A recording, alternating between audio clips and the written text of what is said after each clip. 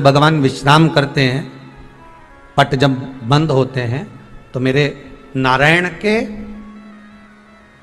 हृदय से बाहर जो लक्ष्मी जी का मंदिर है वहां से लक्ष्मी जी को लाकर हृदय से लगाया जाता है और भगवान को एक कम्मल पूरा घी में उसको लपेट कर पूरे घृत में उसको लगाकर, गौ माता के घृत में उसको लगाकर नारायण को भगवान शिव का स्मरण कर कर लपेटा जाता है। भगवान नारायण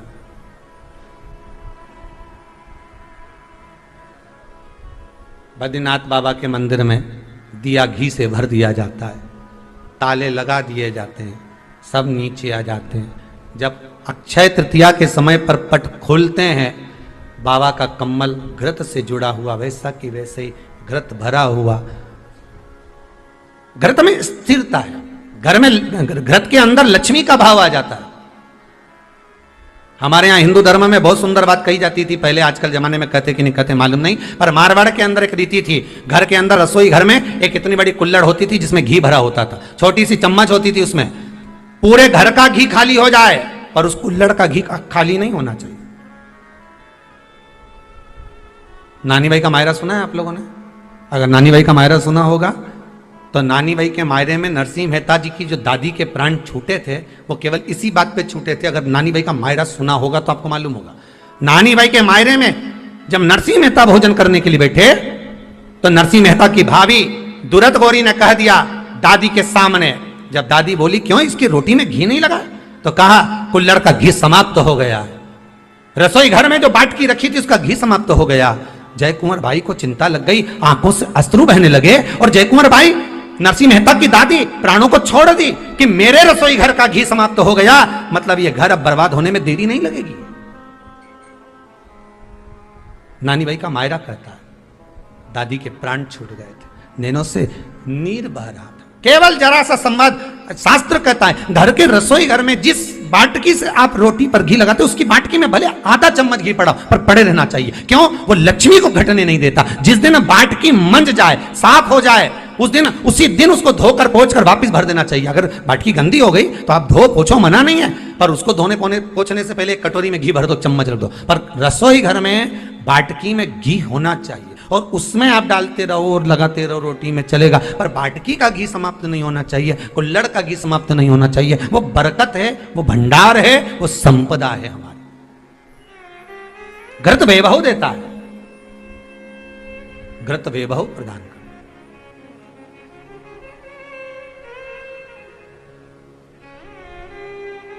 घृत वैभवता देता है। कितना सुंदर कहा है।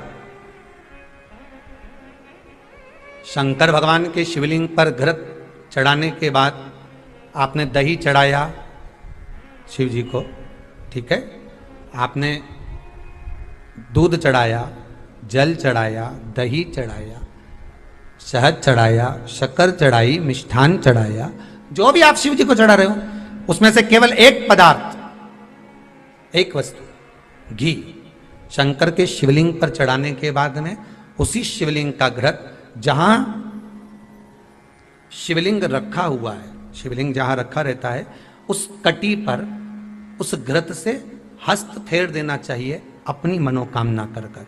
जो अभिषेक आपने किया है वो अभिषेक का फल भगवान भोलेनाथ कुछ ही दिन में प्रदान कर देते हैं। मात्र उंगली फेर देने पर, घृत पात्र की उंगली, घृत का जो आप अभिषेक कर रहे हो, जल चढ़ा रहे हो, दूध चढ़ा रहे हो, आप पंचामृत सामग्री समर्पित कर रहे हो, आप दुनिया की सारी वस्तु भगवान को दे रहे हो, तो घी चढ़ाते समय जब घी चढ़ जाए, शंकर के शिवलिंग पर घी चढ़ गया, उसकी एक उंगली लेकर शिव मंदिर में जहां शंकर जी पिंडी पर बैठे हैं उस जलाधारी पर जो शिवलिंग रखा हुआ है उसके चारों तरफ उस घृत को लगा देना चाहिए अपनी कामना कर कर।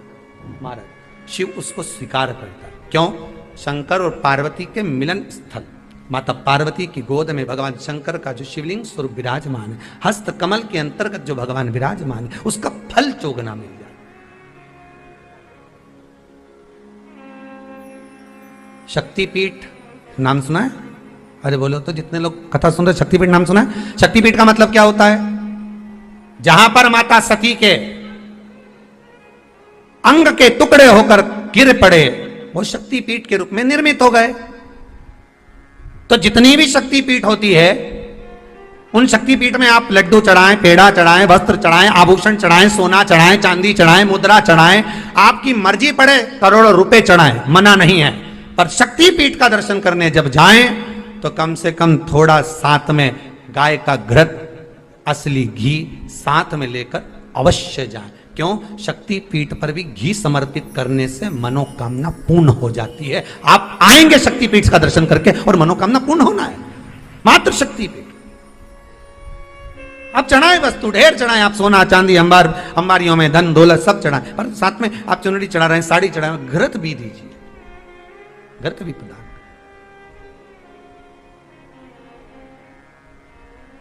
घृत का दान मूल है।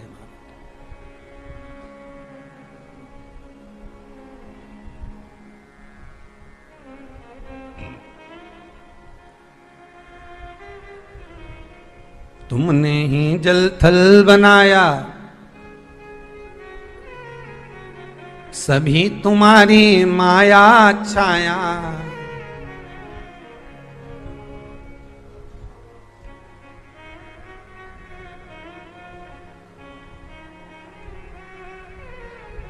भगवान शिव दयालु।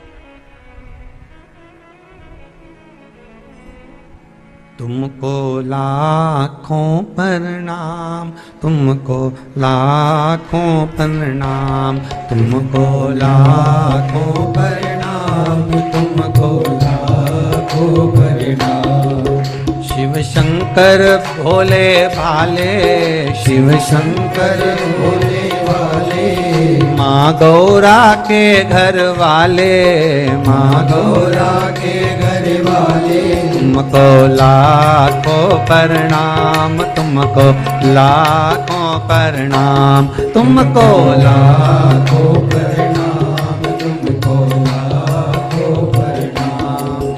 शिव शंकर भोले भाले, शिव शंकर भोले भाले, माँ गौरा के घर वाले, माँ गौरा के घर वाले। तुमको लाखों प्रणाम, तुमको लाखों प्रणाम, तुमको लाखों प्रणाम, तुमको लाखों प्रणाम, तुमको लाखों प्रणाम, तुमको लाखों